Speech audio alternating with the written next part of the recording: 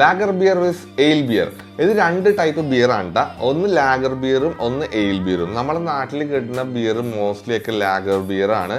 നമ്മുടെ നാട്ടിൽ കിട്ടുന്ന ഹെനിക്കനും നമ്മുടെ KF-ഉം നമ്മുടെ ബഡ്വൈസറും ഒക്കെ ടുബോർഗൊക്കെ ലാഗർ ബിയറാണ്. എയിൽ ബിയർ കുറച്ച് ഡിഫറെൻ്റ് ആണ്. അതാണ് നമ്മുടെ ഇന്നത്തെ ടോപ്പിക്ക്. അപ്പോൾ ലാഗർ ബിയർ എന്ന് പറയുമ്പോൾ അത് ബോട്ടം ഫെർമെൻറ്റേഷൻ ആണ്. അത് ബോട്ടം ഈസ്റ്റ് ഫെർമെൻറ്റേഷൻ ആണ് യൂസ് ചെയ്യണത്. അതെന്ന് വെച്ച് കഴിഞ്ഞാൽ നമ്മുടെ കോൾഡ് ടെമ്പറേച്ചറിലാണ് ഫെർമെൻറ്റേഷൻ. അത് നമ്മുടെ കോടയിടുന്ന പരിപാടിയല്ലേ, അത് നമ്മുടെ തണുത്ത ടെമ്പറേച്ചറിലാണ് അത് യൂസ് ചെയ്യണത്. അറൗണ്ട് 6 to 8 വീക്സ് എടുക്കും, 6 to 8 ആഴ്ചകൾ എടുക്കും അതിൻ്റെ ഫെർമെൻറ്റേഷന്.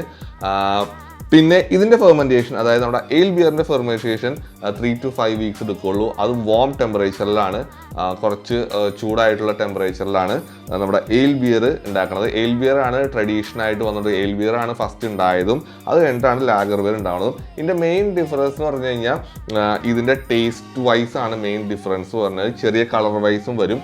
ടേസ്റ്റ് വൈസ് എയിൽ ബിയറിൽ കുറച്ചും കൂടി ഈ 3 to 5 ആഴ്ച ഷോർട്ട് പീരീഡിൽ വാം ടെമ്പറേച്ചറിൽ ഉണ്ടാക്കുമ്പോൾ ഇതിൻ്റെ കുറച്ചും കൂടി എന്താ പറയുക, ഫുൾ ബോഡീഡ് വരും.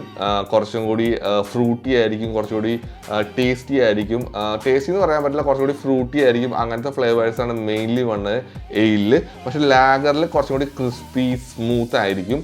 ബിക്കോസ് അത് അത്രയും ടൈം എടുത്ത് ചെയ്യണതുകൊണ്ട് അത്രയായിരിക്കും. പക്ഷേ ഇതിൽ ഹോപ്സിൻ്റെ ഫ്ലേവേഴ്സ് കൂടുതലായിരിക്കും. നമ്മൾ ഹോപ്സ് യൂസ് ചെയ്യുമല്ലോ, ഹോപ്സ് ആണ് നമ്മുടെ ബിയറിനെ പ്രിസർവ് ചെയ്യണതും ആ ഒരു ടേസ്റ്റും ആ അരോമയൊക്കെ കൊടുക്കുന്നത് ഹോപ്സ് ആണ്. അപ്പോൾ ആ ഹോപ്സിൻ്റെ ഫ്ലേവർ കൂടുതൽ ഈ എയിൽ ബിയറിൽ ഉണ്ടാവും, പക്ഷെ കുറവായിരിക്കും ലാഗർ ബിയറിൽ. ഇതാണ് ഇതിൻ്റെ മെയിൻ ഡിഫറൻസ്. പക്ഷേ എയിൽ കുറേ ടൈപ്പ് എയിലുണ്ട്. ഇന്ത്യൻ പെയിലുണ്ട്, പെയിൽ എയിലുണ്ട്, ആംബർ എയിലുണ്ട്. അതൊക്കെ അതിൻ്റെ ഹോപ്സ് യൂസ് ചെയ്യുന്നതിൻ്റെയും അതിൻ്റെ ഫെർമെൻറ്റേഷൻ്റെ കുറച്ച് വ്യത്യാസമൊക്കെ ഉണ്ടാവും. പക്ഷേ ലാഗർ മോസ്റ്റ്ലി ആംബർ ലാഗർ അങ്ങനെ കുറച്ച് ലാഗേഴ്സേ ഉള്ളൂ. പ്രിഫർ ചെയ്യുമ്പോൾ കുറച്ചും കൂടി എന്താ പറയുക, കുറച്ചും കൂടി ക്ലീൻ ആൻഡ് സ്മൂത്തിന് പ്രിഫർ ചെയ്യണമെങ്കിൽ ലാഗറിന് പോകാം.